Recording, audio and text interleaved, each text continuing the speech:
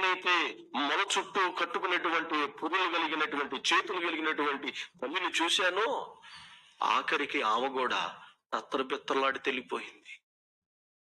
నేను మళ్ళీ పిలిచాను. ఇక నేను మిమ్మల్ని ఏమి అడగను, ఒక మాట అడుగుతున్నాను చెప్పండి అన్నాను. ఏంటి అన్నారు.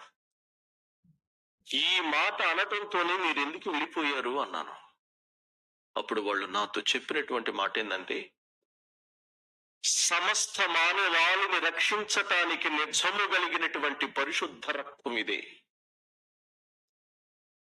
ఆ రక్తములోనికి అనేకులు చేర్చబడకుండా ఉండటం కోసం మేము ఎన్నో ప్రయత్నాలు చేశాం. ఆ రక్తంలో చేర్చబడినటువంటి వాళ్ళను నాశనం చేస్తుంది కూడా ఇప్పుడు మేమే.